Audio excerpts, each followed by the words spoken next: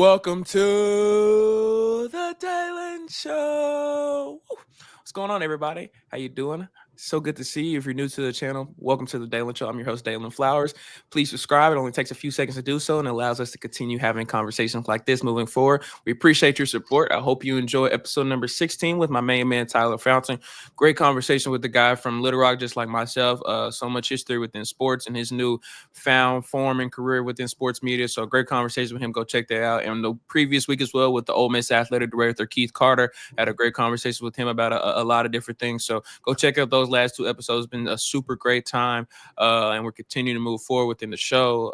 Fall camp is here in Oxford, so I've been around there as well. So go check out Locked On Ole Miss and the Rebel Walk to go tune in for some of my details within that. But now moving forward, let's introduce our guest for today's episode, Mr. Matthew Engelbert. Woohoo! Hey, Dalen, how you doing? I'm doing fantastic, man. How are you? How's life treating you? I'm doing well, thanks. Of course. So real quick, Matthew, I always kind of like have my guests kind of introduce themselves to people watching and listening that may not know a lot about the guest. So just real quick, could you give like a brief introduction about yourself, just like where you're from, what you do in your life, and just some things you've been able to do across your life as well to get you where you are today? Sure. Yeah, I can do that. Well, my name's Matt. Everyone calls me Matt. My mom would prefer everyone called me Matthew, but I'm good with Matt Engelbert. I'm originally from the state of Iowa. Mm-hmm. I grew up there, went to school at the University of Iowa, and started out my profession with the Hawkeyes. So from there, I went from Iowa, spent 20 plus years with the Hawkeyes, ended up in Arkansas after that, worked with a good friend of mine, Bret Bielema. Mm-hmm. Then when Brent was let go, fortunately, I had a landing spot here in Oxford, Mississippi. But what I do is I oversee the video operations for coaching solutions for the Ole Miss football team. And that's what I've done for most of my career, if not all of my career. Yes, sir. Look, I want to start real quick. I know we chatted about it a little bit before we got on camera. Talk about the Cubs and what the Cubbies mean to you. And also, I know the passing of Ryne Sandberg has hit the entire baseball world really hard. Just what does his career mean to you as well? Yeah, growing up in Iowa, you have a choice of teams. You have the Twins up to the north. You got the Brewers. You got the Cubs, White Sox. You got the Royals and the Cardinals to the south. Mm-hmm. The one thing one team I did detest when growing up, and I still kind of do today, are the Kansas City Royals. Because growing up in southern Iowa, everyone were Royals fans when it was Saberhagen, George Brett, and all those guys. And I got tired of hearing about them, and they were successful. And then once WGN came into my small little town of New Sharon, Iowa, everyone became Cubs fans. And I hated the Royals even more for that then, too. So, but when you come to Ryne Sandberg, the second game I've ever was in Wrigley Field for, and probably my second ever Cubs game, was against the St. Louis Cardinals. And it was June 23rd, 1984. My dad and I were on a bus trip. There was a lot of games that we would take buses from Cedar Rapids, Iowa into Chicago. They drop us off, give us game tickets. We go to the game and then come back on the bus and had our merry time. And we chose right that year. We chose Cubs Cardinals. I just remember getting on the bus that day, knowing it was Ralph Citarella pitching for the Cardinals, and I thought the Cubs were going to have a great day, and it turned around to be the opposite. Steve Trout was on the mound for the Cubs, and my dad was so much a Cubs fan, and the Cubs got behind, and here I am 14 years old, and he got so upset he had to go for a walk around Wrigley Field, came back, magic happened. And I just still to this day, I'm seeing that smile on my dad's face when Sandberg started hitting those home runs. And it was just a magical day. And I mean, this last week, we knew that probably the end was near. Hearing Jed on the broadcast when the Red Sox were in town, kind of saying how much that Ryne had meant to the organization, kind of knew the end was near. And just hearing the news, it was just tough. And then you see all the highlights and the tributes. Yeah. And I mean, I still listen to the score out of Chicago and hearing everybody on there talk about how great of a person Ryne was, not only as a ball player, but just as a human being. Seeing Bob Costas, hearing Sutcliffe and Dunston and all those guys that we grew up watching. It was tough. And it's still kind of tough today. As I mentioned, I've got the Cubs game onto my iPad right now, just kind of glancing over, just checking the score. But yeah, I mean, you choose a team when you grow up in Iowa, and I chose the Cubs, and still a fan of them, and that ain't changing. Yeah, I love that. It's something that I can resonate with a little bit growing up in Arkansas. We didn't have that professional sports team, so you kind of had to pick and choose your pro sports teams wisely. And then when you pick with them, you kind of got to stick with them. So I love that story. And rest in paradise to the great Ryne Sandberg. A heck of a career, and I know that he transformed a lot of what we're seeing in today's baseball players throughout his career and his time. So rest in peace to Mr. Sandberg. Matthew, I want to kind of chat with you. You mentioned your father and your mother. Just talk about what the impact they had on you growing up, and what were some of the life lessons they taught you to be the man that you are today. Well, my dad was my high school principal. Wow. And when people, and the one thing I do not want people referring to me as is Mr. Engelbert, because that was my dad, that was my high school principal, and that title belongs to him, not to me. And we had a very tight-knit family. I have two sisters, my mom and my dad, and the story always kind of goes, my dad was also a high school girls basketball coach.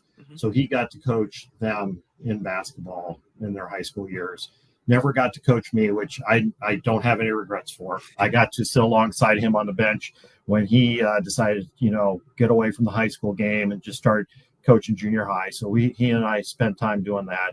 He'd always play catch with me in the yard, throw batting practice to me as I was getting ready to play Little League. Sports were very important to him, to me, to our whole family. And that's kind of how I am where I am today, because he and I would not only go to Chicago Cubs games, we go to Iowa Cubs games, and we had season tickets to the Iowa football games. And there was a very famous Iowa football game, number 1 Iowa versus number 2 Michigan, October 19th, 1985. I still remember we were in Section P, row 78, seats 89 for that. And Rob Houtland hit a game-winning field goal. His time expired to beat Michigan. And again, seeing the smile on his face as we were witnessing that, it just meant something. And so we would go to Iowa City every single weekend. We try to make it up to, say, Wisconsin or Minnesota for a road trip every once in a while. But I was like his little buddy to be able to, attend ball games with. And being a high school girls basketball coach, I could tell when games meant something to him, that he lost, when they won. So that's the main reason why I'm the sports fan that I am today. And then my mom, who just recently passed away a year ago, she was 94, I believe. She's your mom. I mean, she's the one that when my dad and I would come home from high school football games, she'd have the hot chocolate ready to go on the stove, and we'd just sit there and, just talk. And she was always there for us. She was always the fan in the stands. She was quiet. She just watched us because that's what a mom does. And, I just had very good family, very good parents who cared about their kids, and they just wanted the best for their kids. And that's all I can ask I can do for my family today. Yes, sir. I love that. Thank you for sharing that. I want to ask you, I hear your love and I see your love about Iowa. Was that like your only decision in terms of when you were getting ready to kind of pick where you wanted to go to college? Was that your only decision? Were you kind of just setting gold on going to Iowa? Well, it's kind of funny because my son, who goes to school here at Ole Miss, we were he's going to be a senior next year. So when we were visiting schools a few years ago, we always kind of discussed this, that I made, I think, 3 campus visits, and they're all within the state of Iowa. I can't remember which one was first, but I visited Drake. I visited Coe College, which is where my sister went. But the last school I went to was Iowa. And had great visits at Drake, had great visit at Coe.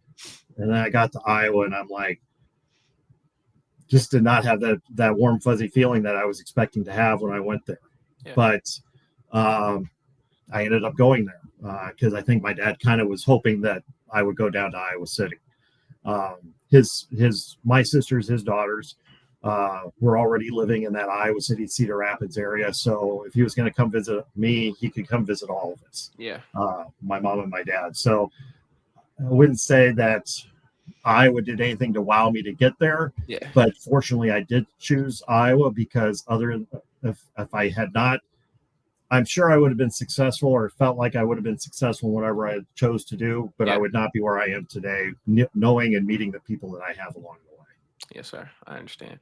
Kind of staying on that college topic, I think that I'm about to be, I'm in my senior year now here at Ole Miss, and there's so many life valuable lessons that you learn throughout college, and whether that's meeting people, learning how to, navigate your way through life. For you throughout your time in college, what were some of maybe the life lessons that you learned throughout your time in college, whether that was through academics, whether that was through people, whether that was through sports, anything that maybe have been important to you now as an adult, or maybe, important to you being as a father? What were some of the life lessons you maybe were able to learn through college that have really helped you in your life? Oh, I would tell you this. I was not the best of students. And it wasn't just because I was going out at nights and stuff like that. Yeah, we enjoyed our social life, but that had nothing to do with why I wasn't great at school. And I can't put my finger on why I wasn't a great student, but I've had to fight myself out of a hole. My first semester, my GPA was not very good. Yeah. I took some classes I probably shouldn't have taken as a college freshman. I kind of, went in with 2 feet instead of tiptoeing into the waters. So I kind of had to battle my way out of that.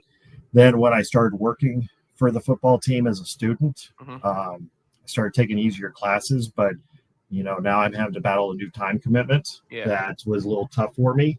And that second year that I was working for the program, we were a top 10 football team that ended up in the Rose Bowl that year. And my grades didn't reflect that of a Rose Bowl participant. So there was a time where I had to come to about maybe my spring of my sophomore year that I was thinking, is this the right place for me? But I stuck it out and got my grades going in the right direction. And I think this isn't, it's definitely not because it's Iowa. It would be anywhere you would go. Is you got to find the right people that can give you the support you need. And, be around good people, those who want to see you succeed.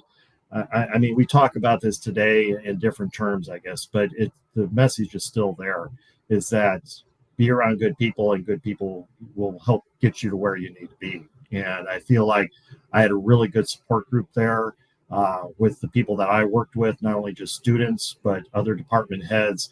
We were a tight-knit group there. And I'm sure, I'd like to think that we are a tight-knit group here at Ole Miss as well, and that we all want to see each other succeed. Yes, sir.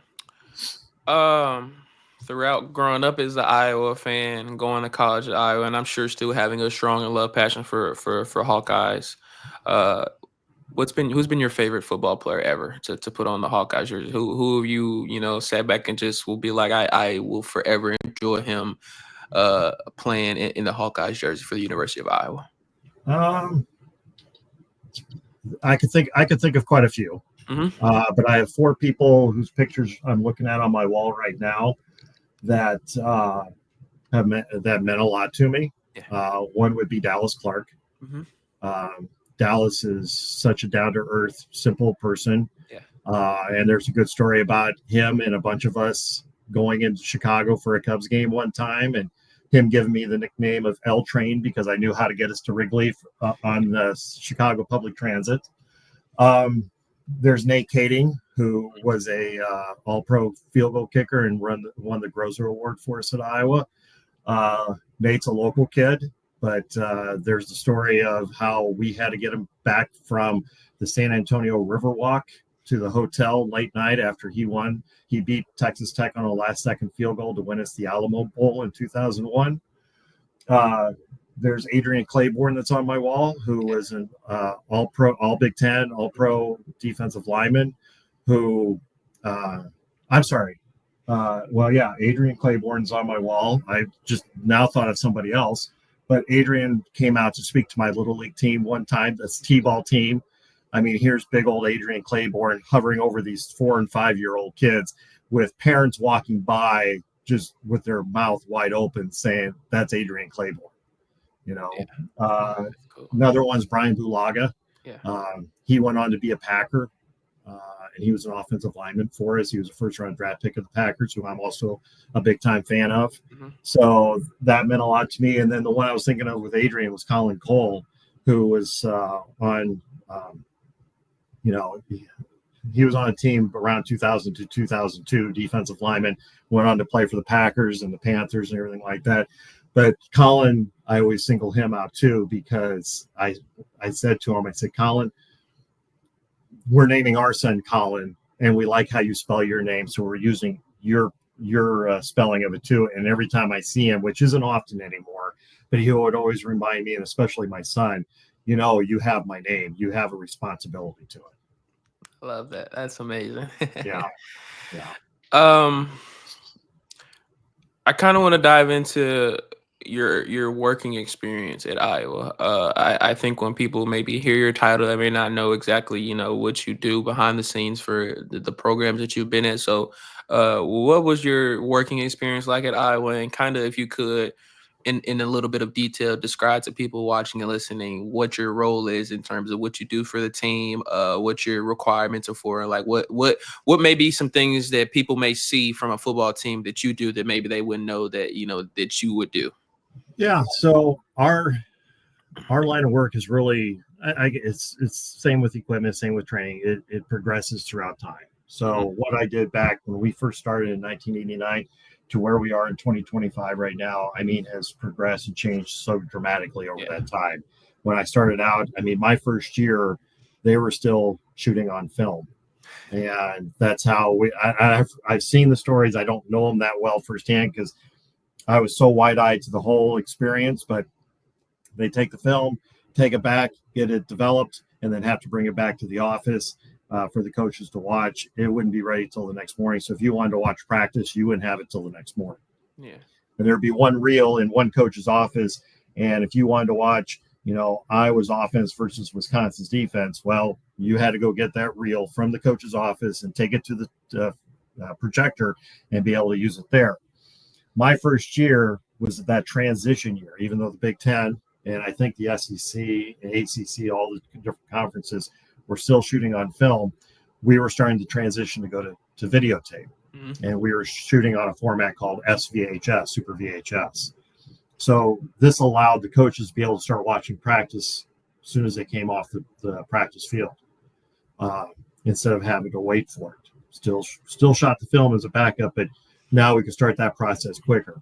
So from there, we transition into linear editing, where you could had to use beta tapes, VHS tapes, SVHS tapes, and make your cut up reels. Which what a cut up reel is basically a coach wants to see all the first down and 10s. Yeah. Or they may want to see all the short yardage situations, or they want to see all the 12 personnel groupings.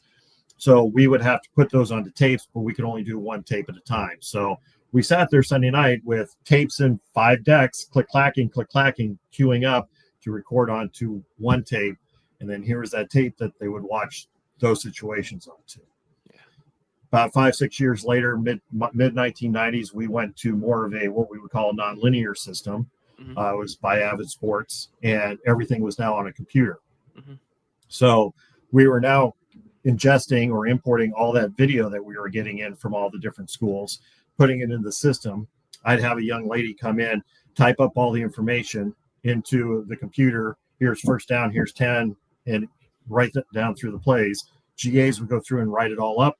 She'd come in on a Wednesday night, type it all in for me, and then we start making the cut-ups, and now they're watching them on their computer. Yeah. Okay, so then we transitioned to, now we found a way to shoot not onto tape anymore, but onto hard drives. Mm-hmm. So in the early 2000s, now we're taking that video, we're shooting it right onto a hard drive, bringing it in without having to mark it. We can just import it right into the system. And then now coaches are adding data to it. This is all still standard def video, but they're able to add data to it, and they're able to watch it even more efficiently, even more quicker. Early 2010s, another story I could go into on this, but now we made the transition to high def video. And that's kind of where we're at today. That as far as acquiring video, cutting it all up, we have a network around here of probably around 70 computers in this building, where Coaches are in their meeting rooms, in their offices. And then when I say coaches, analysts, GAs, everyone has access to it. A personnel office, our recruiting office, they all have access to our database of video that has every single FCS game, FBS game, NFL game, and a plethora of high school games, as you can imagine, that everyone has access to be able to pull up on a moment's notice and say, you're looking at a kid in a transfer portal from school somewhere out east. You can just say, hey, give me all of his plays. Boom, they come right up now. All of that video resides in our office. Yeah. Wow. Okay. That's interesting. Okay. After spending almost over 20 years in that position at Iowa, going to college in Iowa, growing up in Iowa, what was the transition like to Fayetteville, Arkansas, and why did you feel like you needed to make that opportunity happen for you? Well, a couple of reasons. I remember we were playing Iowa State in Iowa City one day, and it was a Big Ten Network game, and it was Tom Brenneman and Charles Davis who were on the call. Okay, and the announcers would come in on a Friday, and they come in and watch some video before they had their meetings with the coaches, coordinators, and some selected players. So I was always excited I always told our SID, hey, just let me know when they're coming. I'll get them set up. You guys don't have to come over. Yeah. And they were more than happy with that. So I'd set them up, get them waters. Here's the remote. Here's the game you want to watch. Yeah. If you have any questions, I'll come back down in half an hour. Charles Davis on this Friday came in a little bit late. And we started talking, SEC football a little bit. And I wasn't, I'm in the Big Ten. I grew up in the Big Ten. Yeah. I know of the SEC. I know the football that is played there. But he just kind of made the comment to me as we were discussing it. He says, hey, if you ever want to go to a game in the SEC, just let me know. I can help you get your tickets. So I never asked. I mean, I wasn't going to go down that road because I'm not doing that. But I always thought, boy, it'd be cool to see what the SEC is like. Yeah. And then 2012 came around, and, without this sounding disrespectful to Coach Ferentz or anyone at Iowa, there's just sometimes you just need a change. Yeah. Sometimes in life you just need a change. And I just felt 2012 was that time. And Bret Bielema was becoming the head football coach at Arkansas. Yeah. And a story that those close to me know, Bret was in my wedding. Because he was a player. He was a walk-on when I started working as a student at Iowa. He was a GA when I first started becoming the head video coordinator at Iowa. He then became position coach. I would go set up his meetings for him. We would go out on Thursday nights with a bunch of other people, but we had a little steak place in a little town called West Branch, which is very similar to what Oxford is. But there was a steak place where you could grill your own steaks. Yeah. You just go into the cooler. That's the steak I want. They would hand it to you. You go put it on the grill. You just sat around, had a few beers. You grilled your steak. Then you went over and ate it. It was just a good bonding experience with some of the GAs, some of the younger staff on staff. And Bret and I just always had a friendship. He was even the one that kind of, in another story, kind of twisted around how my bachelor party was going to be. Instead of spending a weekend in Chicago, which included a Cubs game, it became a Sunday in Chicago, which included a different Cubs game. But we've always been friends. We've always had a good relationship. Yeah. And when he left to go to K-State to be the coordinator, I wouldn't say it was hard on me, but I understood he needed to make that change too. Yeah. So when he went to Wisconsin, or from Wisconsin down to Arkansas, I called him up and I said, hey, Bret, and I knew their video guy had left. I wasn't gonna, I wasn't looking for a job. I had one. It was a good job for me. But I called him up and I said, hey, Bret, I know you're looking for a video guy and I'm interested. He says, really, you would leave Iowa? And I says, you better believe it, I would leave Iowa. He says, okay, well, then let's talk. A month later, brought me down for an interview once recruiting was over. And the interview was more for me just to see what Fayetteville was like and making sure that this was a good fit for both of us. Yeah. And a week later, I'm starting my job in Fayetteville. Yeah. Because Bret, I knew I could work with Bret because I've done it before. And I really wanted to see what the SEC was like. Yeah. I enjoy going to Ann Arbor. I enjoyed going to Columbus. I enjoyed my trips to Camp Randall, to a lot of those places. But I had been doing it, and I wanted to see something else because at the bottom, essentially, I'm a college football fan too. Yeah. And I've done the Big Ten. Now I wanted to do the SEC, and I don't regret making that switch. Yes, sir. What kind of in those first year or two at Arkansas, what was that experience of the SEC like for you? Did it live up to your kind of maybe expectations of it? Was there any major differences you kind of saw from being in the SEC to your many years throughout covering it and being within the Big Ten? Yeah, what I'll say is that I don't want to say it hit you in the face, but you could tell you could tell it was a different conference. Yeah. You could tell you're watching a different. I don't want. It was a different brand of football. It really was. But it was now I'm going to places like Alabama. I was coming here, going to Auburn, and seeing all the traditions that all these SEC schools have. LSU even. Yes, sir. And the Grove, War Eagle. The Tiger on the sidelines when it was there. It was now it's different. Yeah. It was just such a different experience. And I found out in those first couple of years that I got to stop being a fan of college football and start making sure we're doing what we need to do to be successful in this conference. Yeah. And I don't really feel like we ever didn't do that. But there was times I was just looking around in these stadiums in awe of like, I am here witnessing, seeing what's going on. Yes, sir.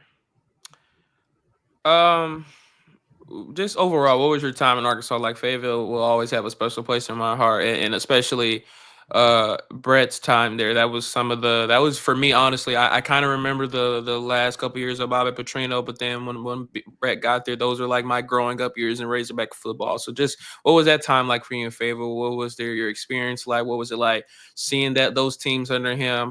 Because I know although there weren't elite years under Bret Bielema, there was still a really strong relationship between the players and the fans throughout that time. So what was your time like there in Fayetteville? Yeah, I want to say it was a very positive time. I mean, it was good. I mean, we wanted to win more, obviously. It was just unfortunate, especially that last year, some things happened. Yeah. It's going to happen to a lot of football teams with some injuries and things like that. Some things just didn't go our way. Mm-hmm. But met a lot of great people there. I understand the passion that they have for their football program, and the history that goes into it. I've met a lot of great people that I still am friends with today. Mm-hmm. And I even made this comment to somebody the other day. I know that those who are really deeply passionate for the Razorbacks, they bleed Razorback red. Yeah. And so I know what it means to them. But I'll be honest with you now, I want to make sure we beat those guys every single year too.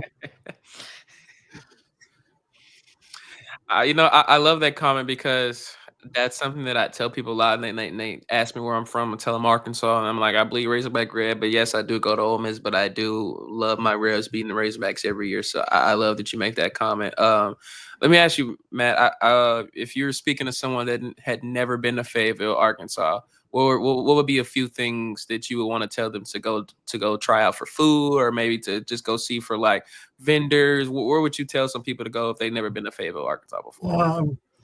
Excuse me. Well, I always tell the people around here about JJ's. Yeah. Down on Dixon and over there, I forget, on Weddington, I think it was. Those were a couple of places that we kind of hit up. Doe's is always kind of the popular place to get a steak or something, right there on Dixon. But we found ourselves going up to Rogers and into Bentonville there the last couple of years. We were there to go get some fine dining places. Fish City Grill, I think, they would cater to us every once in a while. Yes, sir. And I kind of got to know the owner there. I'm not sure if he's still associated with it or not, but that was a good place up there on the promenade of Rogers. Those would probably be the places that. Oh, and then they had Coach B's radio show there with the catfish. Yeah, it was on Weddington. I'm blanking on the name right now, but they would call the Hogs when the recruits went in there.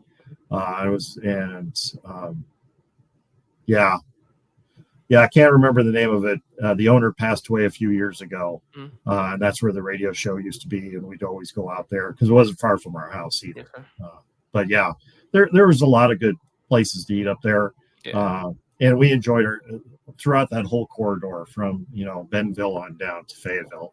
It was a nice place, just like Oxford is. It's a great place to raise a family, and that's what I think I've been fortunate with Iowa City, Fayetteville, and Oxford is that my boys have been able to grow up in good conditions.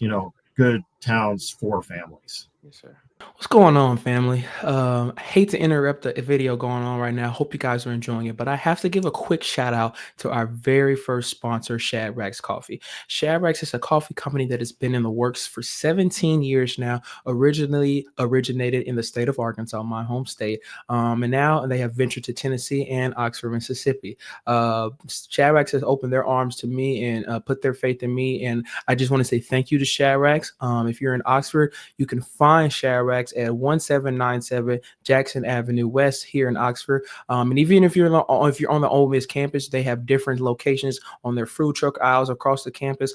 They're usually open at their Jackson Avenue Center from 6 a.m. to 9 p.m. Monday through Saturday. So just continue to go get your Shadrach's coffee. You get espressos, energy drinks, hot coffee. You can even get some milkshakes. Shadrach's is the place to go. Even you can get some Shadrach's apparel on their website, like I'm showing you here. And my favorite thing about everything about Shadrach's is they're centered around our Lord and Savior Jesus Christ. So you can go on the Shadrach's website and you can file a prayer request for yourself, for your friend, a family, anybody. All you have to do is click on prayer request here, type in the name, email, phone number, and your message, and Shadrach's will take care of it. They've done over 1,000 prayer requests in their 17 years of the company, and this is their goal. They are centered around profiting and making Jesus Christ their goal. So thank you guys so much. And thank you, Shadrach's, for the sponsor. Hope you guys enjoy the rest of the video. God bless. Just real quick, how would you evaluate Bret's time now being back in the Big Ten at Illinois and kind of in a way kind of controlling his destiny a little bit differently than he's done in past schools so far? Yeah, I think Bret's comfortable with where he's at in the Big Ten. I mean, he knows how to recruit there. And when not just saying Illinois, but in the Big Ten, he knows how to recruit there. He knows who he is. It's a good fit for everybody. Yeah. And I'm glad he's able to be closer to home. I know losing his mom a couple of years ago meant a lot to him because they were very close to his family is very close. His mom and his dad would drive down to Fayetteville often, and they would drive. They wouldn't fly. And, I mean, they were getting up there in age. So for him to be back in Champaign with a couple of daughters, that are very young and to spend some time there, I think that's, that Wisconsin, Iowa, Illinois, that area, that's where he's meant to be. Yes, sir. Before I kind of get to another part, you talk about Bret's family. You mentioned, growing up, raising your kids in good places. Matt, just what does it mean to you to be a father and watch your kids grow up, and just what does that role mean for you to be in their lives and make sure they have a significant role in terms of understanding that you're there for them? They have someone that they come talk to. Just being a father, what does that mean to you? What does it mean for your life? Well, I think it means a lot to be their dad. My son, who even in his freshman year at Ole Miss, yes, there's a little bit of comfort factor, but he wasn't afraid to, call me up and while he was on campus and say, "Hey, you mind if we go to lunch?" And I'm sure he knew I was paying, but he was like, "You mind if we go to lunch?" And I was like, for a freshman in college who is trying to make a name for himself and not to look like dad's always around or anything like that. I mean, I thought that was very telling, that he would be wanting to come to spend some time with me. Mm-hmm. So that meant a lot. We actually just, before I got to the office today, we just went to Jimmy John's and had both of my boys, all three of us just went there to have some lunch. And it wasn't my call. It was their call. "Hey, what are you doing for lunch? We'd love to go to lunch with you." So that means they want to be with me as much as I want to be with them, which is cool. I mean, that's really cool. And then the other thing too is what I've been very fortunate to do here like I told you at Iowa, coaching my son's t-ball team, well, the last 4 or 5 years, 5, 6 years maybe, I've been able to coach my younger son's little league team here in Oxford. Mm-hmm. And I probably made some enemies with parents in the other team because when I'm coaching my team, I'm all for my team. Mm-hmm. And maybe I do get a little out of control, but I'm making sure that they have a good experience on the little league team. And coaching your kids' team is just really special. And, you know, I'm not saying my kid was the best pitcher on the team. He was probably one of the 2 or 3 that I could rely upon because I knew what I was going to get out of him. Mm-hmm. And I knew I could talk to him and I knew all that. So when I put him out there, I'm not the dad behind the fence who's pacing. I'm the dad in front of the fence now pacing while my son's out there because I know there's pressure on him because everyone's looking at him. And then there's going to be pressure on me because everyone's looking at me because that's my kid. Yeah. And it's just, I wouldn't have it any other way. Mm-hmm. But boy, I've enjoyed the last 5 or 6 years being able to coach my son and just coach Little League in general. I love baseball. I love football. Those are the 2 sports I kind of know the best, but I just love coaching baseball and just getting out there and just teaching kids the game and what I would say, playing it the right way. Yes, sir.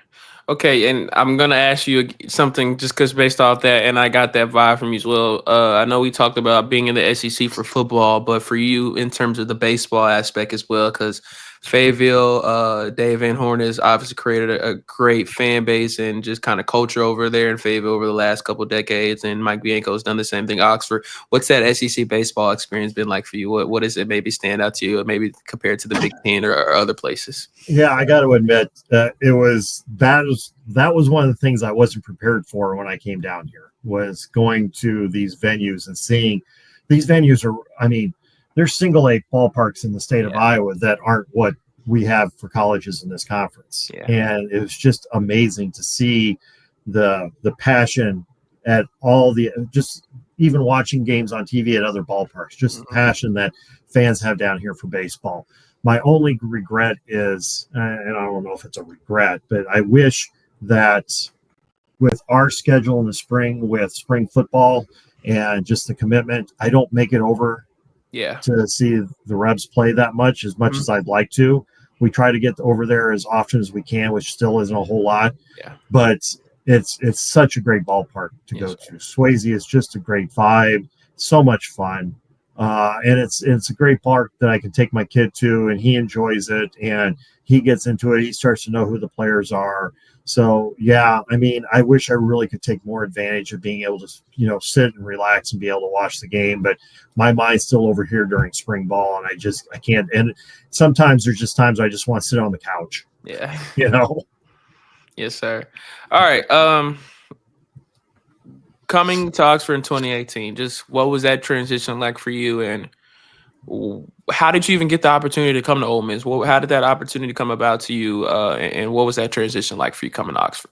Yeah, well, so as some know, that when Bret was let go at Arkansas, it was as he was coming off the field in the last football game. Yeah, I was in the locker room, and as he was coming off the field, they pulled him into a room, told him what was going on. Yeah. Then he came out, and every time he would address the team, the first thing he would do is have a long kneel for a prayer. Mm-hmm. And in that prayer is when he released the news to the team. Yeah. And so we were all on pins and needles, the staff was. I've never been through this before as far as, at Iowa, we went from Coach Fry to Coach Ferentz. Mm-hmm. And I know there's a possibility, but I didn't think it was going to happen. This time around, kind of felt like this could be the time. And 2 weeks after Bret was let go, I was let go. And now I give Arkansas a bunch of credit. They gave us 3 months to find something. And within that 3 months, Matt Luke had called Coach Bielema and said, "Hey, I'm looking for a video guy." And Bret called me. He says, "Hey, do you mind if I give Matt Luke your number?" I was like, "Yeah, please give him my number because I need a job." And he goes, "Okay." So then Matt called me, and I came over here for an interview, and it was kind of funny. There was an ice storm in Oxford in January, which I'm finding out is pretty common anymore. And being a Midwestern guy, I have no problems getting to the inn here at Ole Miss. Yeah. And John Miller, who was Matt's operations guy, and Tom Luke, who is, as I found, just does anything that we need him to do around here. Obviously, Matt's brother.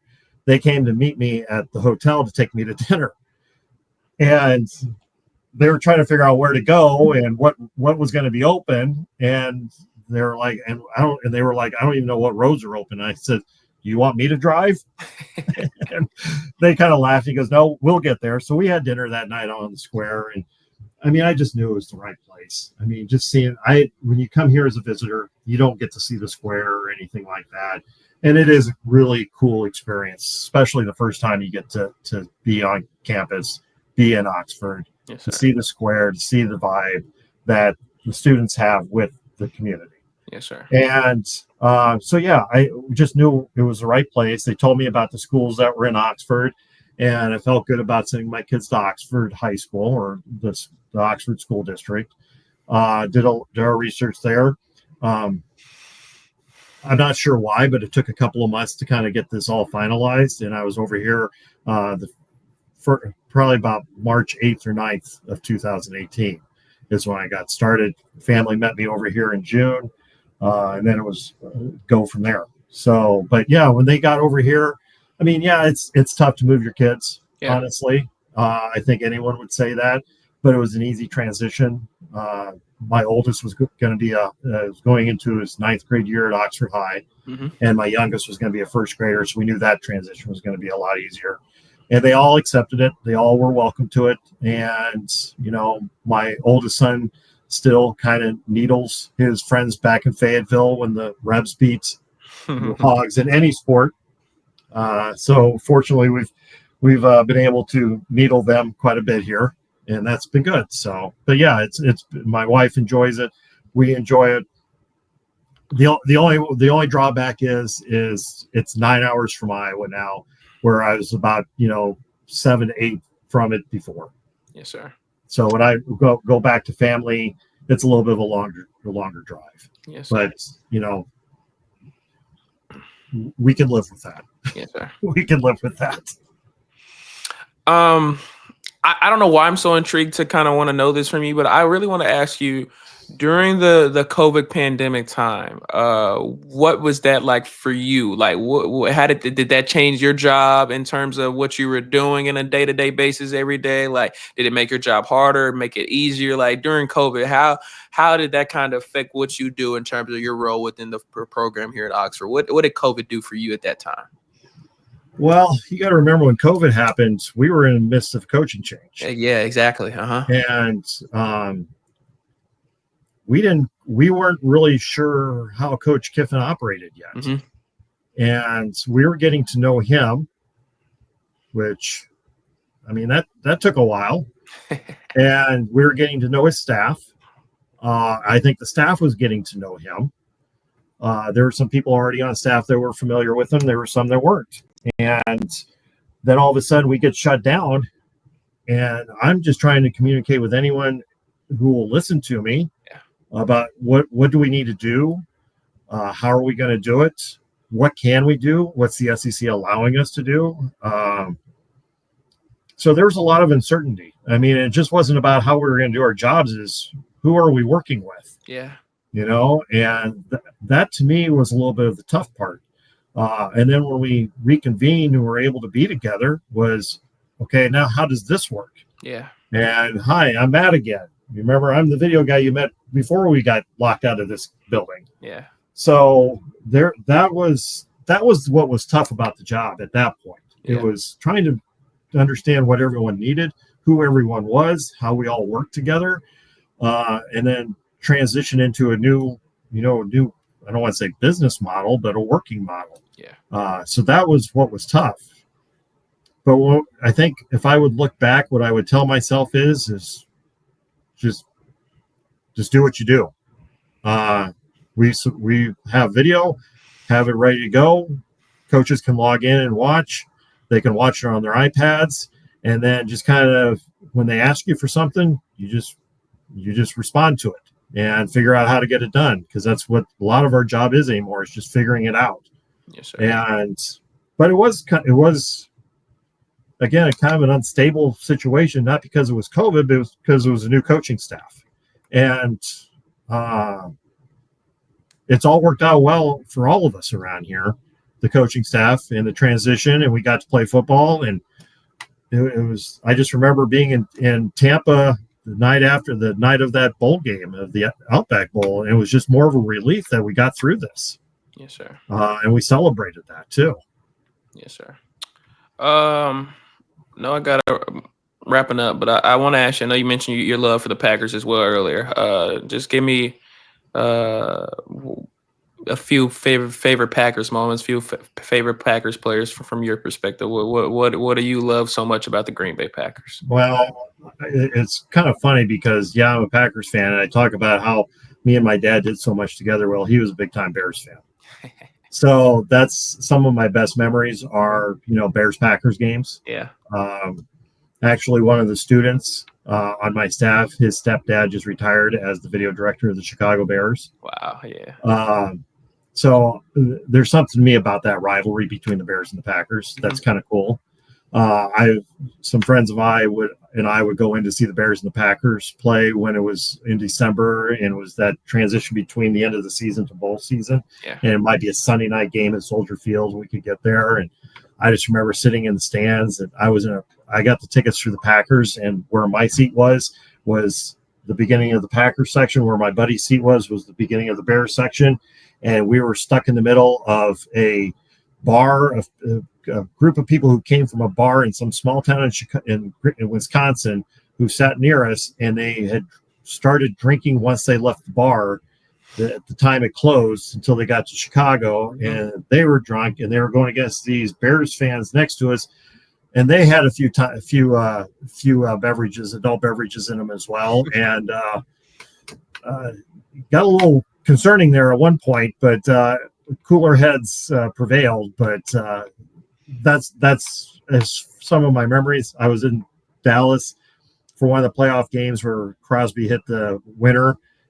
And then a tornado was in the area, and they weren't allowing. We got my buddy who was a Cowboys fan. We left as soon as that ball went through the uprights. We got out of there and got ahead of the tornado, but they weren't allowing some fans out of the stadium. Those would be some of my memories as far as favorite players. I mean, I always said Brett Favre was my favorite player because he's my age and he's quarterback in my favorite team.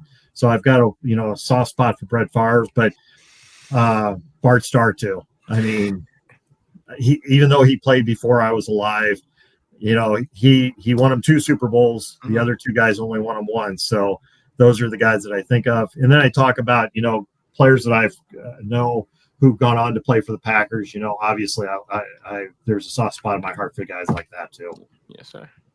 I love that. I don't know if I mentioned this earlier or before you got on camera. My best friend is a huge Iowa fan, also a Cubs fan. I'm a Cardinals fan, and I'm a Cowboys fan, and he's a Packers fan. So everything you just said hit me in a different way. I remember the Mason Crosby field goal like it was yesterday.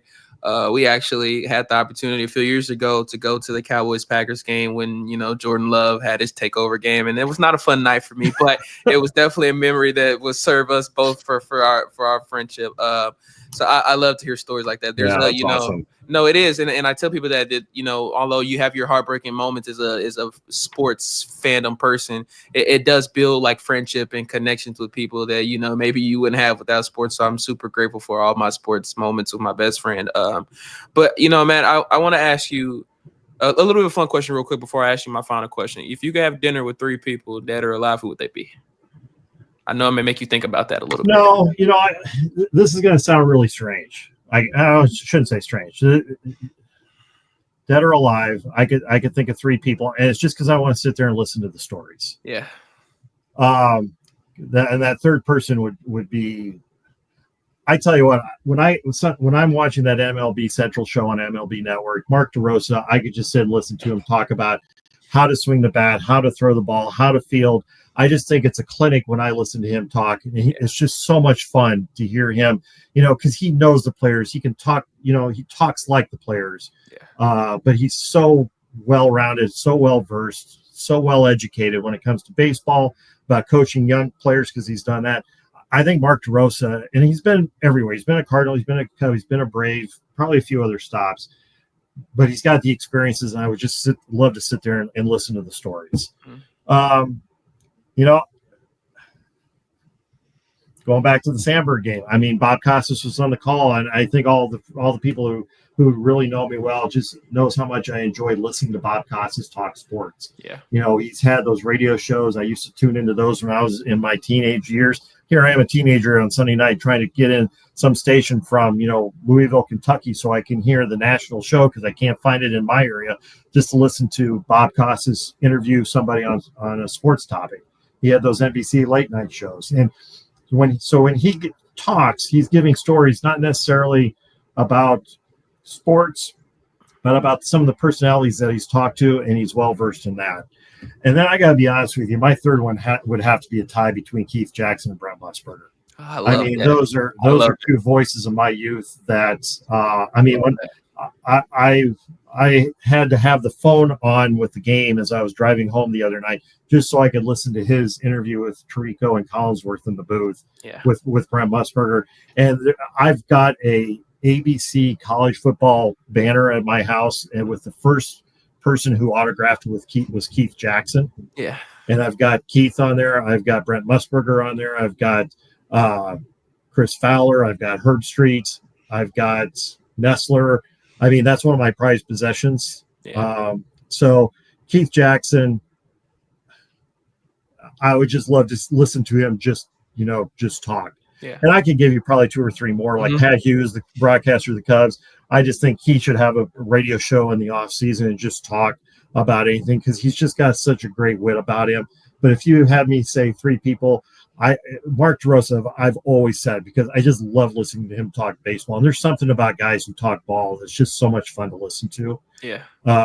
Costas, because he's done everything in sports broadcasting like a Musburger or Keith Jackson have. So those would be among my three.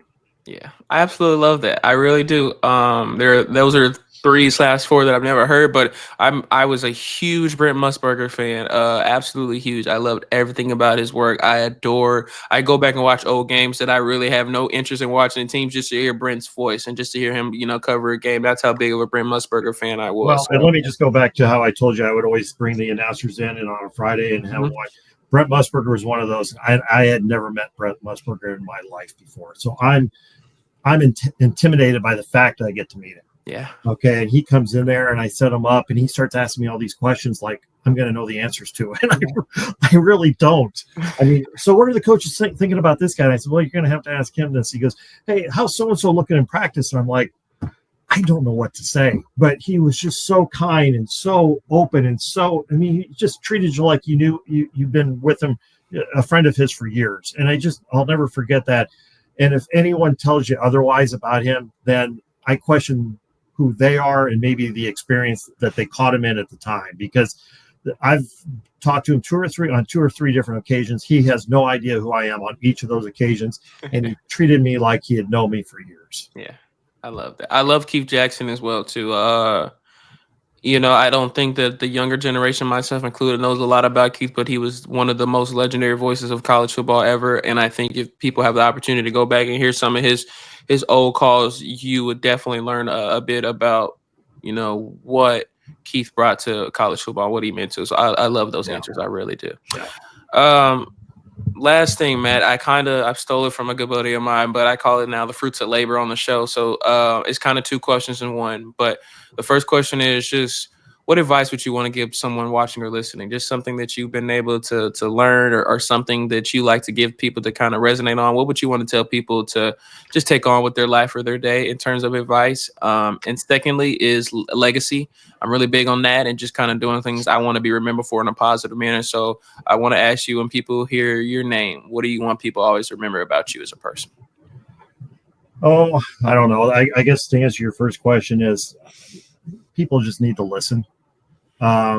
I don't think enough that happens enough anymore, Mhm. where people listen, they just want to talk. And I don't want to say, well, that's because of social media, everyone gets a voice and everything like that. I mean, First Amendment, we all have a right to our opinions, but people also need to listen. And I think that would help go a long way. So that's what I would do is,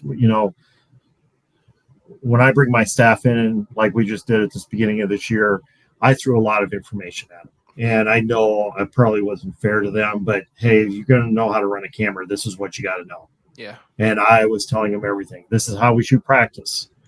I know you're not going to be able to take in all this until you start doing it. So listen to these points. And then if you have questions after you've done it, then let's reevaluate it. Let's go back and look at everything. But just take in and listen and just don't have any other outside influences to think of. Just if when we talk to one another, have open ears, and again, like I said, First Amendment, I had a teacher in high school that she was our government teacher. She would always say, I may not agree with what you say, but I'll defend your right to say it. Yeah. And, I've always kind of lived myself by that. So, I try to listen to everybody. I may not agree with you, but you have your every right to believe in that too. So that's the one thing. As far as my legacy, I don't know. It's I've kind of looked at that differently as my years have gone by. Yeah.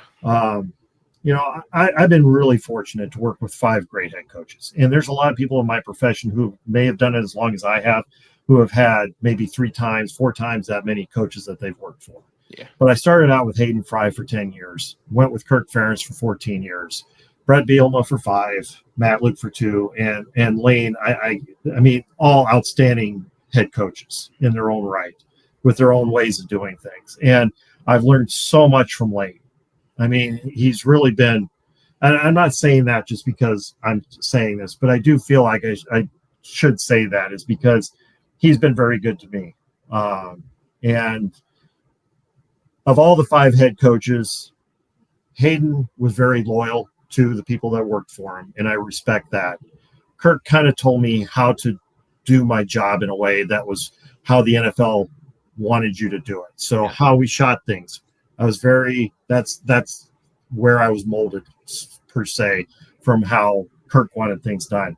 Bret showed me how it was important not only just to be loyal, but care about the people that work for you. Care about the players that are with you, care about the staff and everything like that. So, Matt gets here and I just see the passion and love that he had for Ole Miss. Yeah. And I wish I got to work with him for even longer than what I did. But, that's the one thing I took from him is that how much Iowa meant to me is how much Ole Miss means to him. Mm-hmm. And I try to, anything that I do is because he hired me. I don't want to let him down because I know that this place meant a lot to him. Yes, sir. And then with Lane, from his dad to his brother to everybody in the family that I've met have all been outstanding to me. And, the thing that I really respect with Lane is he's let me do my job. He doesn't tell me how to do my job, which tells me either one, which basically tells me he likes how we're doing things around here. And he just lets me be, which I really greatly appreciate. Yeah. We have a great relationship. He's the one that's gotten me into hot yoga with him. And I don't go because it's him. I did at the beginning, but now I go for other reasons because I see the benefits of it. And it's just nice. I think he appreciates seeing me when he walks in, but I know I appreciate him when he walks in because he's part of the reason why I'm still there today too. So as far as the legacy, things have kind of changed throughout my career, and how I want to be remembered is I always wanted to be remembered for the teams and the people that I met at Iowa, but I want to be more remembered for the difference that I made with my students. I've got a few students, 5, 6 students just here at Ole Miss that went on to work in the NFL, and very proud of that. Yeah. And I always tell my guys or my crew, girls and guys, hey, I'm not telling you should go on and do this. This just gives you a avenue to pursue. If you want to get into the NFL, this gets you a foot in the door. And what we teach you here, will benefit you and maybe open a door for you at the next level.